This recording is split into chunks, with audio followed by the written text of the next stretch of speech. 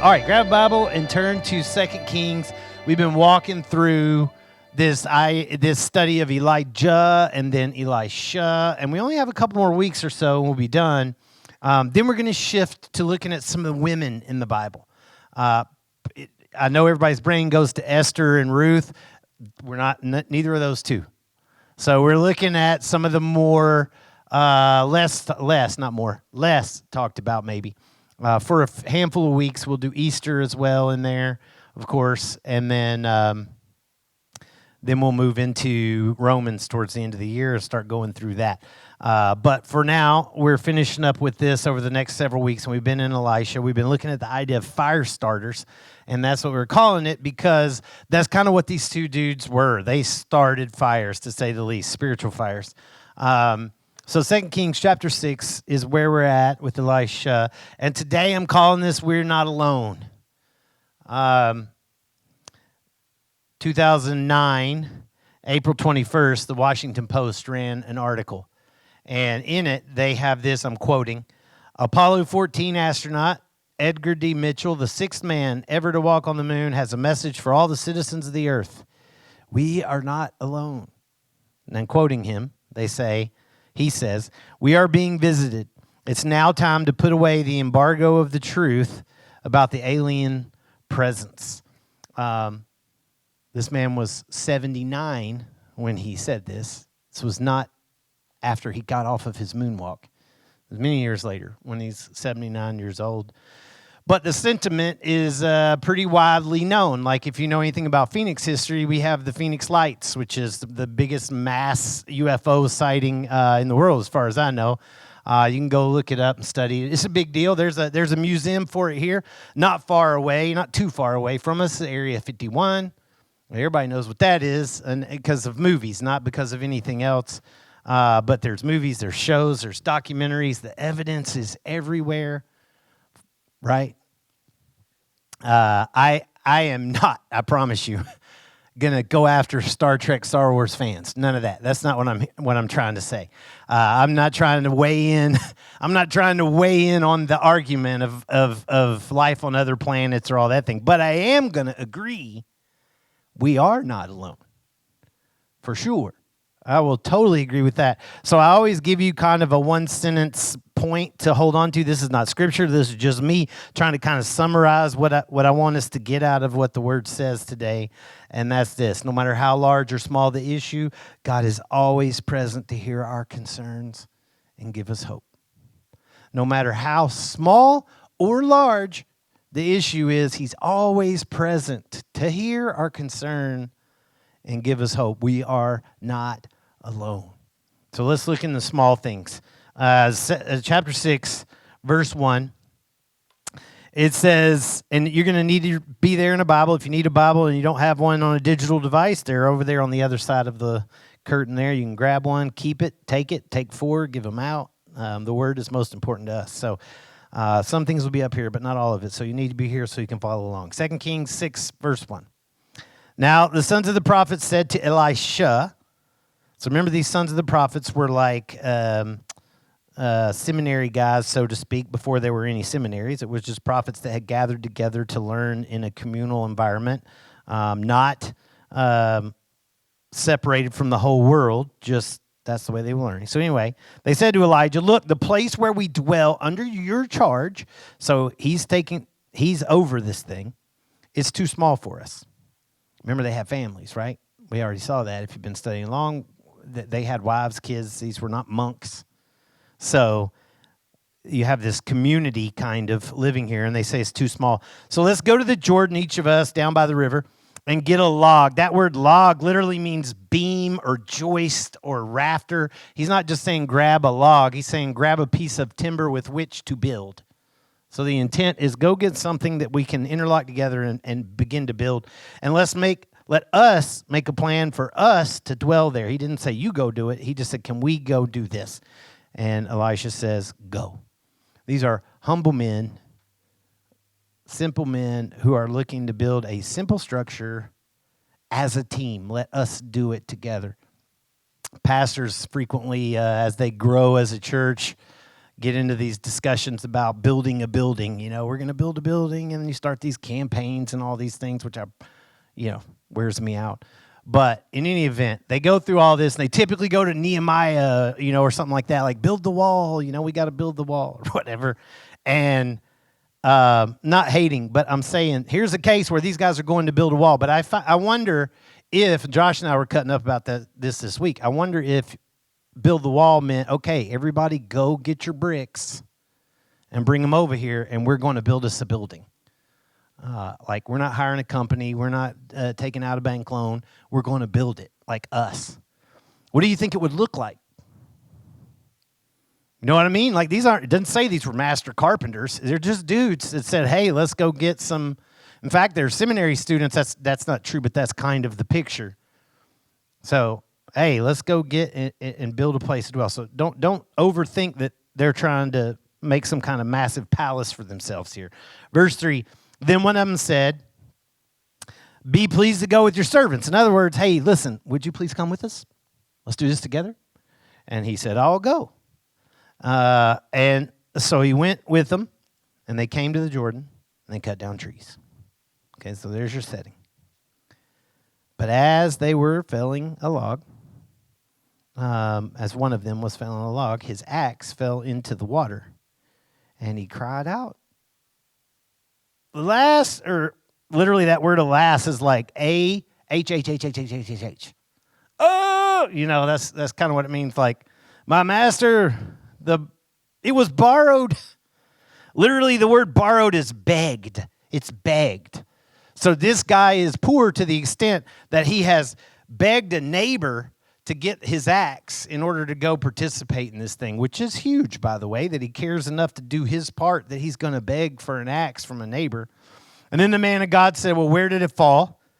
And when he showed him the place, because the Jordan River is fairly deep, especially in the middle, and in any event, it's a dirty river. I've been there and seen it myself.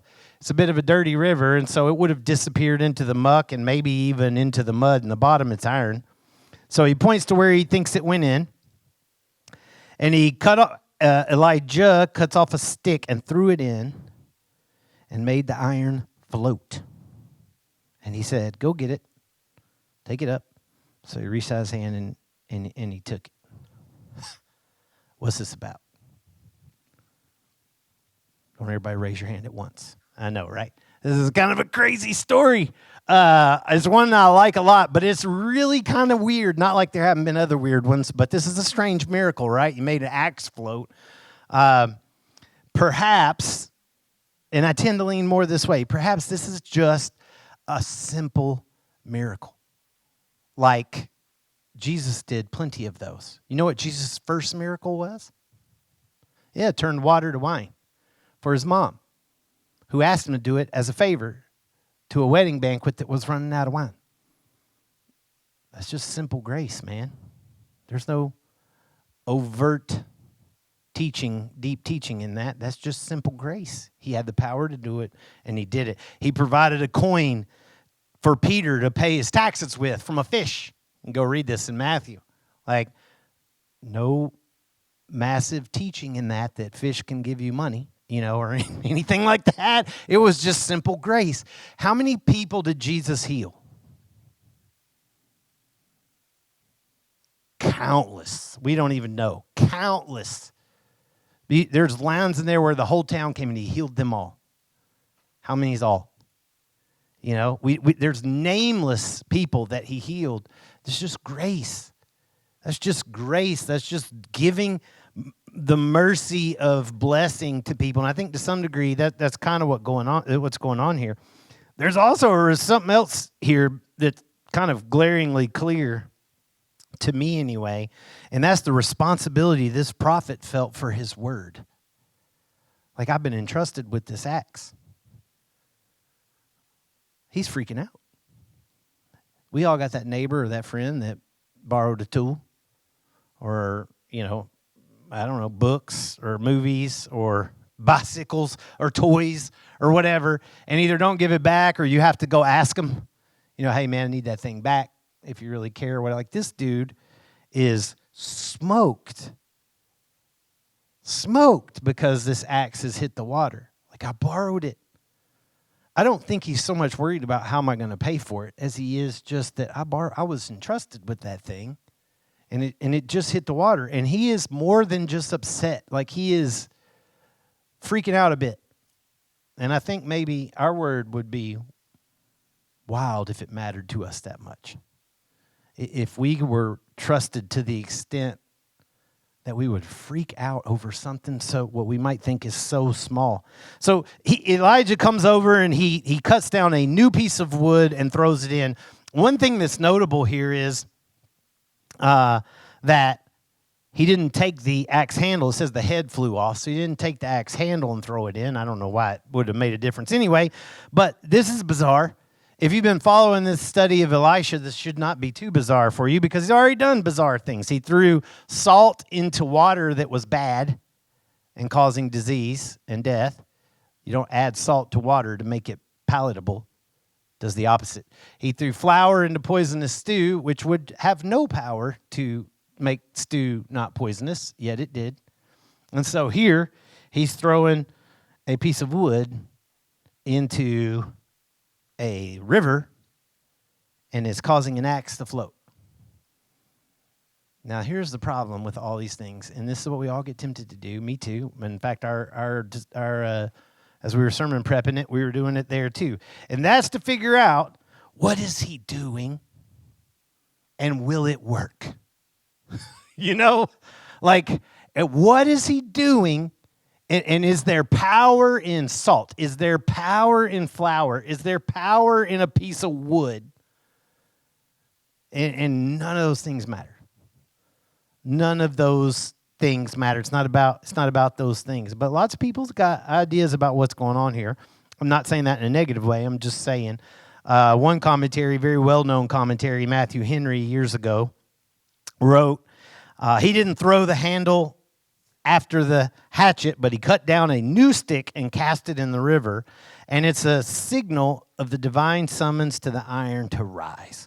God's grace can thus raise the stony heart that has been sunk into the mud of the world. That could be true. I think maybe if there's some spiritual thing happening here, some spiritual imagery or picture, maybe you have this piece of wood, which, much like the cross of Christ that was a piece of wood, has caused this iron, or this, we might say, lead heart that has sunk into the depths or the death or whatever you want to say to rise and find life.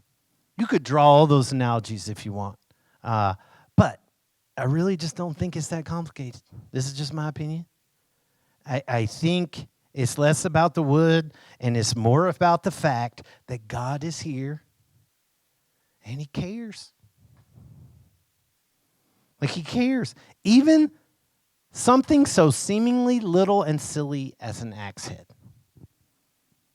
Does that mean that if you lose your axe in the river and you cry about it, God's going to get it out for you? No, I'm not saying that either. I'm just saying that he cares. That he cares, and he's able to make something impossible happen. Lead, I love that it says the lead float. Pointing out to you that the impossible's happening because lead don't float. It's not just saying he made the axe head rise to the top. He's pointing out that it was lead, and for all practical purposes, it should have stayed sunk. There's no reason it should have rose up there. It doesn't make Elisha a magician or godlike person. It does not make the stick some kind of powerful tool. It makes God, who is present in the moment, somebody who genuinely cares. So he's present in the little things, but he's also present in the huge things, the big things, both of them. So let's go on. Let me give you this first of all. Again, I'll read you another quote. This is from a different resource, but this is about John Patton. He was a missionary. I know a little about him. I don't know a whole lot about him, but I'm just going to read the quote from this article. It says, John Patton was a missionary in the New Hebrides Islands, which is in the South Pacific. It's not too far from Australia. Goes by a different name now. But John Patton was a missionary in New Hebrides Islands. One night, hostile natives surrounded the mission station that he'd started and was intent on burning them out and killing them. Patton and his wife prayed during that terror-filled night, all night long, that God would deliver them. And when daylight came, they were amazed to see that their attackers had left. A year later, the chief of that tribe was converted to Christ. Remembering what had happened, Patton asked the chief what kept him from burning their house down and killing them all inside. And the chief replied in surprise, "Really? Well, who were all the men who were with you?" Patton knew of no men that were present, but the chief said he was afraid to attack because he'd seen hundreds of large men shining with swords drawn, and they seemed to circle the mission station so that the natives were afraid to continue to attack. Now, you can think that's crap, or you can believe it to be true. Sometimes we get tempted to think that because we're honestly not in those situations. But I'm going to tell you right now, if you want to see that happen, if you're sitting here and you're saying, "Man, I'd love to see that happen," easy. Take the gospel into Iran right now. You know what I'm saying? During Ramadan. Take it in Iran right now. Am I saying that that will happen? Not necessarily, but I'm saying that's where it happens. That's where it happens. All right, so let's look at the text here, verse 8. Where it's almost mirroring what we're reading today. Verse 8, it says once. And it uses that word once because some of this is not necessarily in chronological order. It's like the author of 2 Kings is just giving you, oh, you know what? I'll tell you something else Elisha did. All right? Some of it's chronological, but not all of it. It's just in his time period. So once, another thing he did, when the king of Syria was warring against Israel, so Syria is right above, same Syria, right above Israel, he took counsel with his servants, saying, "At such and such a place shall my camp be." So I'm going to set up camp here. I'm going to do this. But the man of God sent word to the king of Israel, "Beware that you don't pass this place, because the Syrians are going down there." And the king of Israel sent to the place about which the man of God told him, and thus he used to warn him, so that he saved him more than once or twice. Now, this is not a good king, so this is grace for Israel. But basically, you see the picture here. Every time the Syrians think they're going to snatch up the king of Israel, or as the king of Israel is moving around in this time of invasion and war, they just can't catch him. Every time they think they've got him somewhere, they don't, because Elisha keeps telling him what the Syrians are planning and doing. So verse 11, and the mind, that word mind is heart. The heart of the king of Syria was greatly troubled because of this thing. And he called his servants and he said, "Show me who is not with us." In other words, show me who is with the king of Israel. In other words, show me who's not with us and who's with them. Spy. Where's the spy in here? Because somebody is telling him everything that we do. And his servant said, "Nobody, my lord, O king. But Elisha, the prophet who's in Israel, he tells the king of Israel the words that you speak in your bedroom."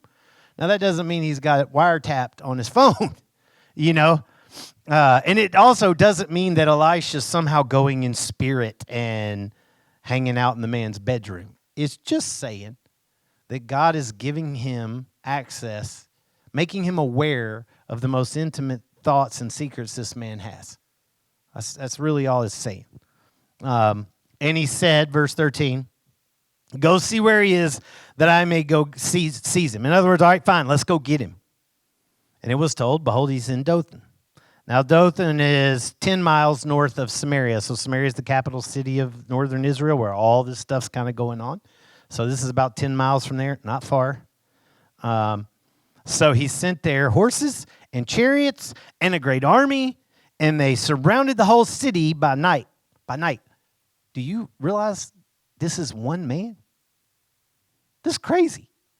One man. They sent, look at what it says. Horses, chariots, a great army, and they surround an entire city, which city is a relative word. Keep in mind the time period. This is probably more like what we'd call a pueblo, a very small place, but town nonetheless. They surround it. This is massive, just to get one guy. And when the servant of the man of God rose, now this servant, I'm not trying to backtrack. We talked last week about this Gehazi dude that was crazy, ended up getting leprosy and all this stuff. We talked about him last week. You can go back and look at that if you want, or read it if you want. This is probably still him. Maggie asked us last week in small group if this guy still appears again, and I was like, you know what, let's take a look. And his name does come up again. So right here, he's not being named, but it may still be him. Even though he's got the leprosy, it might still be him. If not, it's another servant. But either way, this guy gets up. I think it's still him. He gets up and in the morning, and he went out, and behold, an army with horses and chariots was all around the city. So you got some hilltops, some elevated spaces. It's not to say that he saw like wheel to wheel to wheel to wheel to wheel all the way. It's not that necessarily. He just saw armies all around that were clearly Syrian and did not belong there. And it's wild that they literally came at night, surrounded, and waited. Just wait for him to come out. So this guy walks out to get his, his morning newspaper and milk drop off or whatever. And as he does, he sees all of these people surrounding him. He runs back in. Same word, alas, my master. It's almost the same language that we just read. He's like freaking out. Oh, get up! We're doomed, man. We're ruined. What do we do? What are we going to do? You got to imagine he is panicking. He is probably like back and forth between the window, back over to him, get out of the bed, get up, come on, freaking out. Like, how are we going to get out? We got to skin out of this thing. Which we go out the back door. Nope, they're behind the stew. Like, where are we going to go? And I picture, I don't know, but I picture Elisha sitting up in the bed, yawning slowly, sliding his feet off the side of the bed. I'm totally making this up. I'm just saying this is the way I picture it. Like, rubbing his eyes, thinking I got to get a shower, like just no concern whatsoever while this man is freaking out. And I feel like Elisha finally stands up and says, stop. Stop, dude. Hold still. And then he says, that's me making this up, but that's the way I picture it. Don't be afraid. I don't think he's saying that like a jerk. I think he's saying that calmly, like, hey, dude, don't be afraid. Don't be afraid. Because those who are with us are more than those who are with them. Man, if you want to memorize a verse, come on. Those who are with us are more than those who are with them. We are not alone here, bro. We are not alone. Reminds me of Jesus' words in Matthew chapter 10 when he said, don't fear man, fear God. He gives more context to that, but don't fear man, fear God, he says. 2 Chronicles chapter 32, when Jerusalem, much in the future, Jerusalem is surrounded by its enemies. And the king of Jerusalem in 2 Chronicles 32, Hezekiah says, be strong and courageous. Don't be afraid or dismayed before the king of Assyria and all the horde that's with him, for there are more with us than with him. He's not talking about armies. With him is an arm of flesh, but with us is the Lord our God to help us and fight our battles. That's the picture here.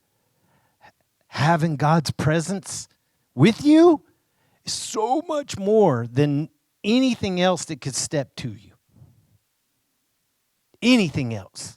I don't care how hopeless it seems. I don't care how surrounded you are.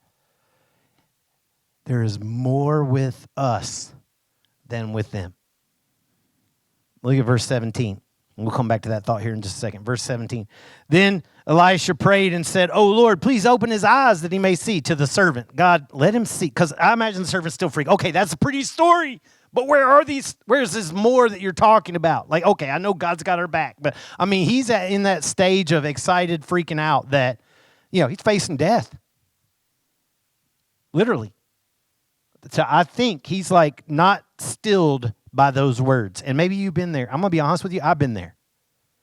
I've been there where I'm freaking out over something to the extent that I am in his word looking for some counsel and reading stuff that should be comforting, but it's just not doing it. You know what I mean? It's just, for whatever reason, I'm not saying the word don't have power. I'm saying my just moment of panic is somehow approachable in terms of making it stop. And he says this, Lord, let him see. They just show him. Just show him. So the Lord opened the eyes of the young man, and he saw. Behold, the mountain was full of horses and chariots of fire all around Elijah. Now, God doesn't need a horse or a chariot. This is showing that they have been surrounded by horses and chariots, and God has his own. The forces that are threatening them, God's forces surround those forces. They're fiery. It doesn't say there's angels, but that's the obvious intent. That he's surrounded by not just angels, armies of angels. That's the point. These aren't just random dudes standing there. It's kind of like the John Patton story. They had swords. The intent is that these are God's warriors. And you can't even see them, but they're there. And another note here really quick before we get too deep into this is nobody else sees them. Just Elisha and this servant in the moment. This is not about the king of Syria knowing and respecting God. This is not about Israel and all the people coming to faith. It's not about any of that. This is just a simple thing in a sense so that this servant would be at peace. Elisha didn't need to see it. He knew. He asked for this servant, this one guy, that he would be at peace. God is greater. I read a story many years ago when I first started following Christ that really changed my life. And I won't tell you the whole story because you don't even need to know it. The point of the story was an orphanage in a very persecuted part of Africa where the government thought there was radical gangs hanging out in this orphanage. And even though it was a Christian orphanage, they didn't care. And they started dropping bombs on this, bombing this, like launching and bombing this orphanage. And the kids went outside and shouted, "God is greater," at the top of their lungs at the bombs that were being tossed at them. Like, I'm blown by that. Blown by that. God is greater. That's the intent here. Dude, I'm going to say Gehazi, the servant, whatever. Gehazi, man, God is greater. You need me to show you? Fine, I'll show you. So he gets this miracle moment to see it. They're always there. They were there the whole time. But it requires like this special kind of gift of faith to see it. And Elisha don't have that power. He asked God to do it. Elisha didn't do some miracle to make this dude see. Elisha asked God, and God could have said, "No, Elisha, he just needs to trust me." But he didn't. In this case, he let him see it.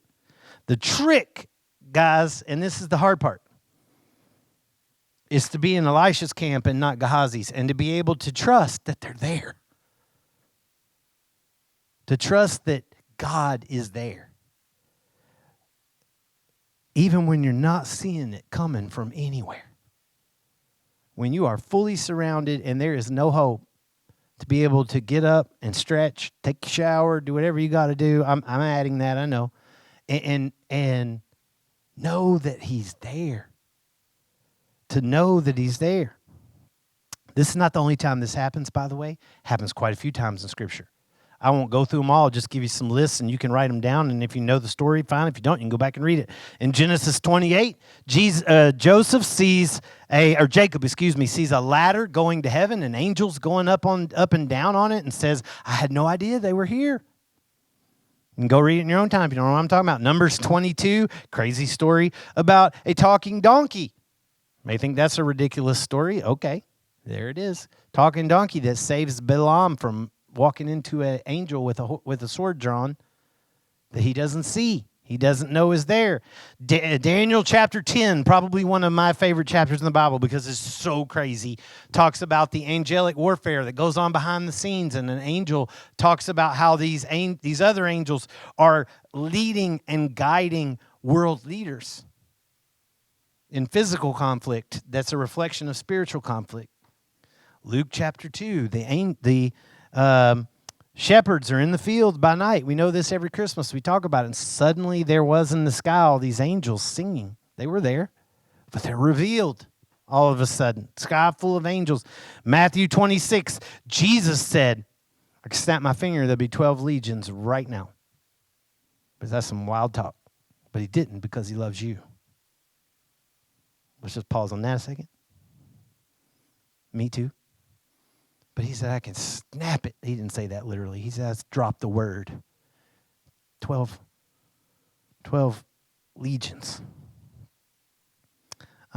Hebrews 1, verse 14. I love this verse.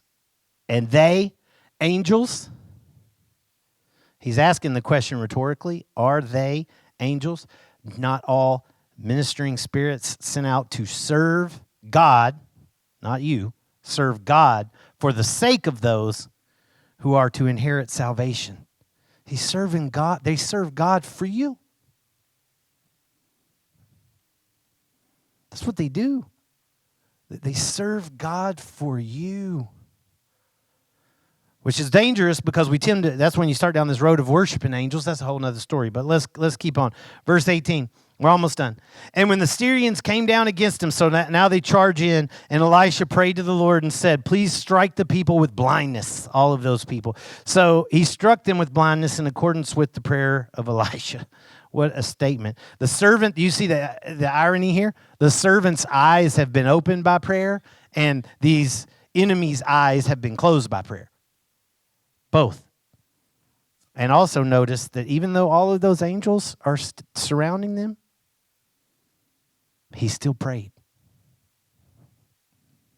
Know what I'm saying? He didn't just sit back and say, hey, look, man, we're cool. Make breakfast. The angels got our back.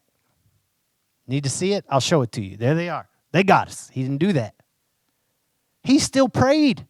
Knowing there were armies of angels surrounding him, he still said, God, would you act? Would you do this? And the angels, by the way, did nothing. Notice that? Watch, you'll see. And Elisha said to them, so when they come down upon him, they're blind. And Elisha says, this is not the way. This is not the city. Follow me. I'll bring you to the man whom you seek. Now, it sounds like he's lying, but he's not. Because he's going to reveal himself when he gets where he's going, and they're going to see him. So he is actually with them. The person they seek is with them. He just says, hey, follow me, man. I'm going to show you where we're going. And he led them to Samaria. Why is that a problem? What's in Samaria? It's the capital. Yeah, the army, the king, the everything. That's the capital. You walked them into Washington, D.C. You know what I'm saying? Like, that's the capital you walked them right into. Now, this is a weird story, too, because if they're blind and they can't see, why are they still pursuing and doing all this? And we talked about this again with the sermon prep team a little bit, and it's a bit confusing. It is weird. So either they are literally blind and they're just trying to follow the next man in front of them, and they probably even abandoned the chariots, I would think, to some degree. And why? It's only 10 miles. It sounds like a lot to us, but in a culture where they walk everywhere, it's no big deal. So I don't know if that were the case, or because this word for blindness here, it's only used this one time in the Bible. It's a bit of a unique word, and it kind of means like dazzling or deception. So it could be the blindness in the sense of blinded by desire. Blinded by such a desire to get something that they don't even pay attention to what's going on. As soon as they entered Samaria, Elisha said, I'll come back to that, but as soon as they entered Samaria, Elisha said, "Oh Lord, open the eyes of these men. Now open it and let them see." So the Lord opened their eyes and they saw. Once again, he's asking God to do. Both times he's asked God, and God has honored his prayer. This is not him doing something. He did not cause them to be blind. He did not give their sight back. He said, God, would you do this? Even surrounded by angels. And God said, yes. And behold, they were in the midst of Samaria. So when I say that blinded by desire thing too, and this whole scenario, it reminds me of one true story. When my wife and I used to live in North Georgia, right at the Tennessee line, and so there was a time when Molly, my wife, was getting on the freeway, and it was just like here, in a sense, the on-ramp narrowed, and the right lane has to merge into the left lane. So my wife is driving, and whomever the woman is in the vehicle beside her won't speed up and won't slow down to merge. And so my wife just kind of keeps going. She tries to slow down, but, it's one of those things. And so anyway, the lady ends up finally going off onto the median, the edge of the road, instead of slowing down or whatever. Finally slows down as they're onto the freeway and merges in behind my wife. But whoever it is furious. She's flashing her lights and honking. And Molly can see in the rearview mirror she's cussing and shouting at the whatever and flipping her off and all this stuff. So Molly calls me, and she's got to go about one exit. This is probably it was probably 2 miles or so. One exit. She's getting off at the next exit, which is where we live. And if she turns left, she's coming towards our house. If she turns right, she's going into the kind of small town there. And so as she's coming, she's like, man, I'm about to get off at the exit. I'm not sure I want to stop. And this lady's crazy. Like, she is going bananas behind me. And I said, okay. She goes, but I got an idea. I'm going to take her to the police. And I was like, all right. And so I get off the phone. Molly calls the police department, which is to the right, so she didn't have to stop at the red light. It's to the right about a block and a half. She calls the police department. She tells them what's going on. And they say, just come to the parking lot as quick as you can. So literally, this lady follows her off the exit, follows her down the road. Molly the police are out front of the police station with 2 cars on each side of the exit. Not kidding. Standing. And Molly pulls into the police department parking lot, and that lady right behind her, and they pull the cars together so she can't back out. And she literally gets out of the car and still starts to charge at Molly. And the police grab her, and she is in complete shock. Like, where did y'all come from? Where did this happen? Where did y'all come from? And they went off on. They told her, man, this woman could have shot you. They went off. So I don't know if that's what we're talking about, but it's the same kind of idea, just this sense of blind rage. And either way, you got sight for the man of God. It has revealed deliverance.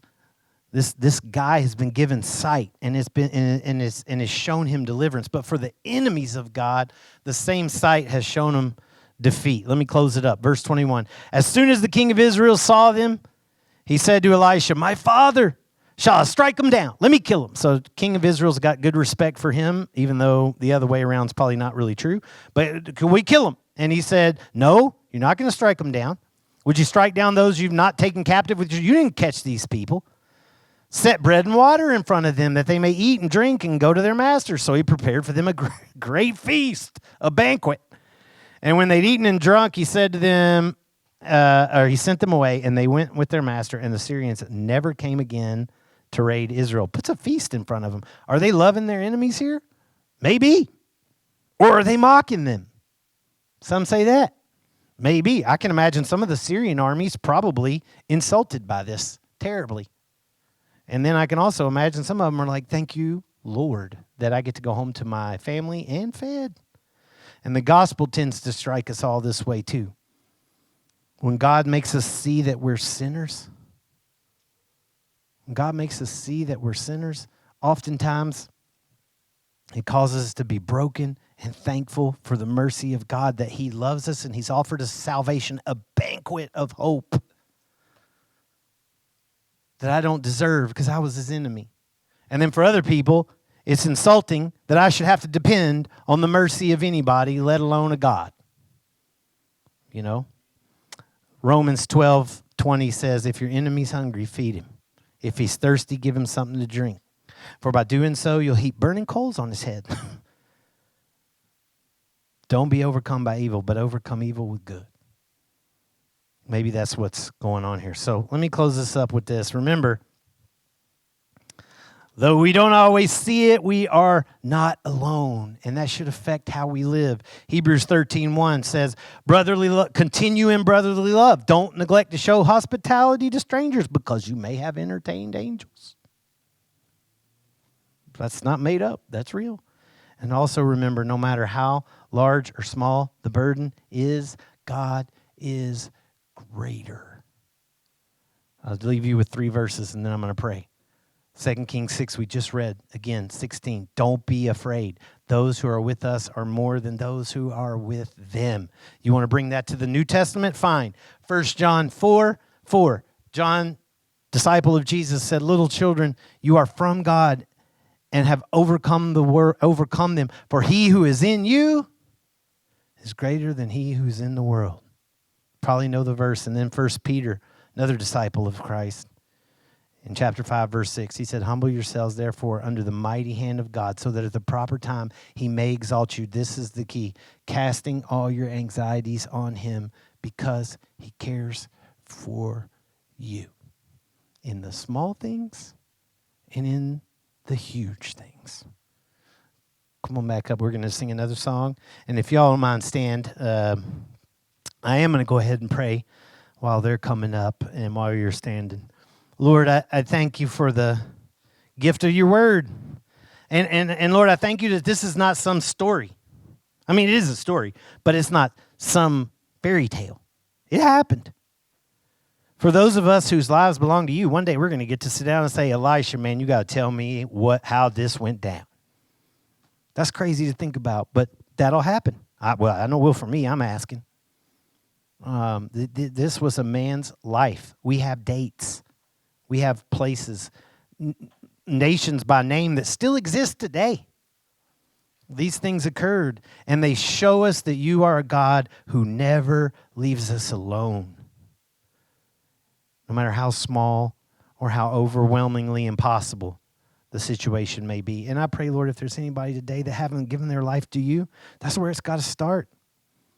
Lord, I beg, Lord, just as I do, that you open the eyes of my Muslim friend, Darren Ramadan. I pray, Lord, that you open the eyes of those who are here today, that nobody walks out of here without seeing, not angels surrounding us, but you, Jesus.